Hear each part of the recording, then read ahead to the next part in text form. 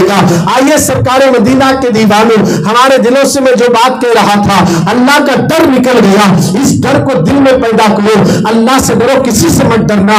اللہ سے جو ڈرتا ہے وہ کسی سے نہیں ڈرتا اور کوئی اسے ڈرا بھی نہیں سکتا. اب کسی کے دل میں اللہ کا ڈر دیکھنا ہے تو غوث پاک کے اندر دیکھو، غوث پاک کے بابا کے اندر دیکھو، غوث پاک کے دادا کے اندر دیکھو، غوث پاک کے نانا کے اندر دیکھو. اللہ کا ڈر کس قدر ہے. اللہ اکبر. غوث پاک کے بابا جان جنگل میں عبادت اور ریاضت کی منزلیں طے کر رہے تھے. کئی دن گزر گئے، آپ کو اچانک بھوک ستانے لگی تو نہر سے بہتا ہوا ایک سیب آیا اور جیسے سیب آنا ہی تھا آپ نے دیکھا، سوچا نہیں، آگے بائیں دائیں دیکھا نہیں، سیب کو لیے اور کھا لیے. اور جیسے سیب کو کھاتے ہی دل سے اندر سے آواز آئی، اے ابو صالح تیرے تقوی پر اثر آئے گا، تیرے تقوی پر تھپا لگ جائے گا. یہ سیب تو نے جو کھایا ہے، یہ سیب کے مالک سے کیا تو نے اجازت لی؟ اگر اس سیب کے بارے میں اللہ تجھ سے قیامت پہ پوچھے تیرے پاس کیا جواب ہوگا؟ اللہ اکبر. ابو صالح کو قیامت کا تصور ڈرا دیتا ہے. آپ کی آنکھوں سے آنسو نکل گئے، قیامت کا دن یاد آ گیا. اللہ قیامت میں اگر پوچھے بغیر اجازت کے تم نے سیب کیسے کھایا، اس خوف سے رونے لگے، کانپنے لگے. چلو جدھر سے سیب آیا ہو سکتا کہیں نہ کہیں باغ ہوگا، اسی سے یہ سیب گر کر آیا ہوگا. چلتے چلتے چلاتے گئے تو ایک جگہ سیب کا درخت ہے، اس کی ٹہنیاں جھکی ہوئی ہے، اسی سے درخت سے سیب گر کر پانی میں بہ رہے ہیں. آپ اندازہ لگائیں. اس کے بعد باغ میں داخل ہوئے، اندر دیکھے تو اللہ والے بیٹھے تھے. انہوں نے جا کر سلام کیا، انہوں نے وعلیکم السلام کہا. وہ کوئی اور نہیں، غوث پاک کے ہونے والے نانا حضرت عبداللہ تھے. اللہ اکبر. جیسے ہی آنے والے بچے نے کہا، ابو صالح موسیٰ جنگی دوست نے کہا، میں نے آپ کے باغ کا جو درخت کی ٹہنیں پانی کی طرف جھکی ہے اس سے سیب کٹ کر بہتا ہوا آیا، بغیر اجازت کے میں نے کھا لیا، آپ مجھے معاف کر دیجیے.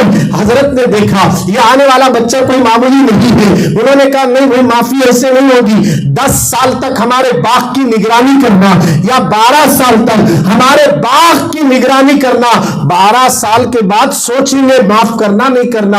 اب حضرت غوث پاک کے بابا ڈسکس نہیں کرے، میٹنگ نہیں کرے، پبلک کو نہیں جمائے، پنچایت نہیں کرے، بلکہ آپ اللہ کے ڈر سے، قیامت کے تصور سے یہ 12 سال برداشت کروں گا مگر قیامت کی تکلیف کو برداشت نہیں کر سکتا. اس لیے 12 سال غوث پاک کے بابا نے بغیر اجازت کے سیب کھانے کی وجہ سے باغ کی خدمت کرتے رہے. باغیچے کے اندر درختوں کو دیکھنا، اللہ اکبر، اس کی خدمت کرنے میں لگ گئے، پورے باغ کی خدمت میں لگ گئے.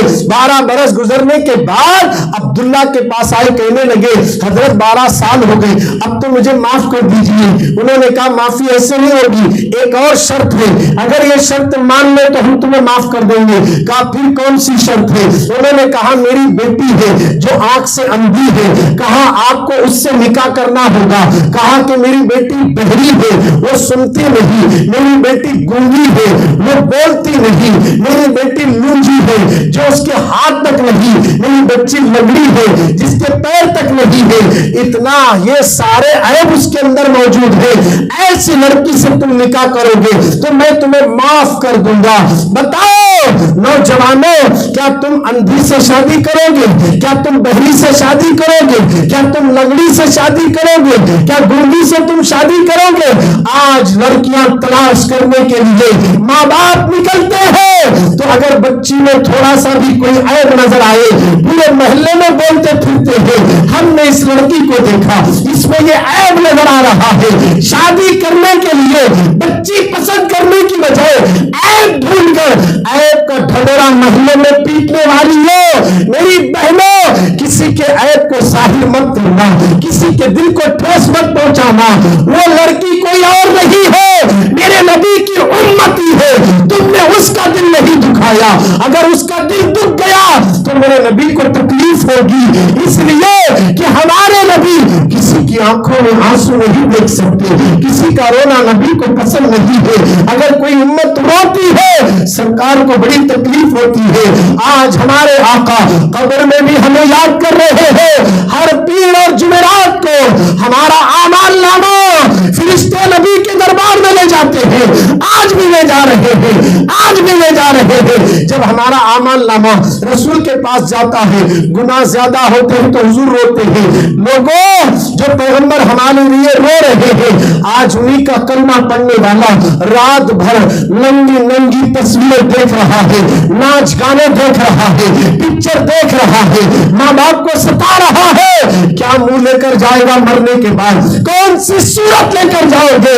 خدارا مسلمانوں غور کرو، بہت سے پاک کی صرف 11ویں منا کر کھا کر ڈکار دے کر جانے کا نام دین نہیں ہے۔ جہاں کھانے میں نمبر 1 تھے، وہاں نماز پڑھنے میں بھی آگے ہونا، قرآن پڑھنے میں بھی آگے ہونا، جلسے کرانے میں بھی آگے ہونا، اور سبحان اللہ بولنے میں بھی آگے ہونا۔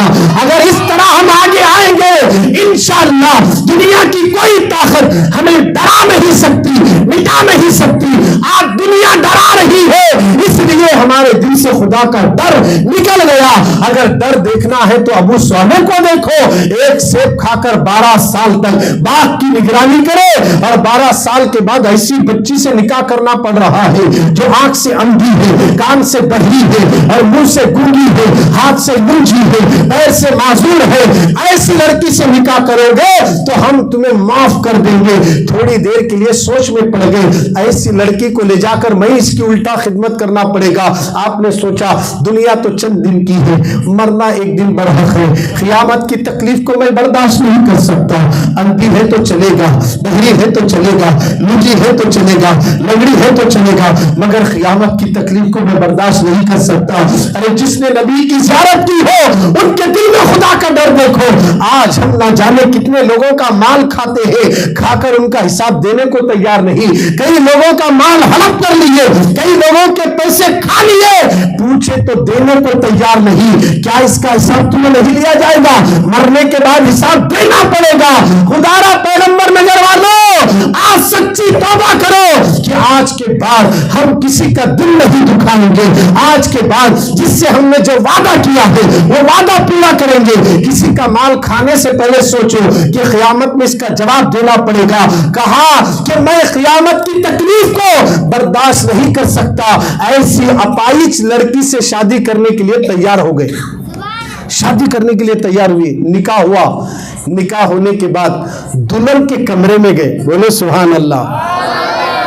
کن کے کمرے میں گئے؟ دلہن کے کمرے میں گئے۔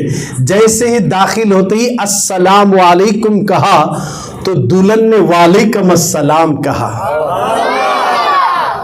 جیسے سلام کا جواب آیا آپ حیران ہو گئے۔ ارے ان کے والد تو بولے یہ بولتی نہیں، یہ تو جواب دے رہی ہے۔ ان کے والد تو بولے یہ سنتی نہیں، یہ تو سن چکی ہے۔ ان کے والد تو بولے یہ اندھی ہے، یہ تو دیکھ رہی ہے۔ ان کے والد تو بولے اس کے ہاتھ میں، یہ تو ہاتھ ہے۔ ان کے والد تو بولے کہ اس کے پیر میں، یہ تو پیر ہے۔ ایسا لگتا کہ آسمان سے کھور آ کر بیٹھی ہے۔ فوراً کہیں غلط کمرے میں تو نہیں آیا؟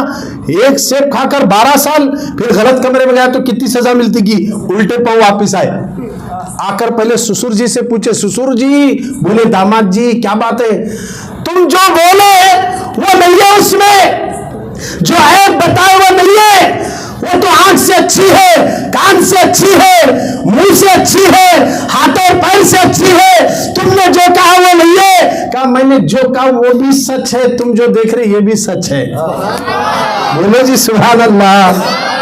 میری ماں بہنیں توجہ سے سنیں، اس میں ان کے لیے بھی عبرت ہے، ہمارے بھائیوں کے لیے بھی عبرت ہے۔ کہا کہ میں نے جو کہا آنکھ سے اندھی اسی لیے کہا کہ آج تک میری بیٹی نے کسی غیر مرد کو نہیں دیکھا۔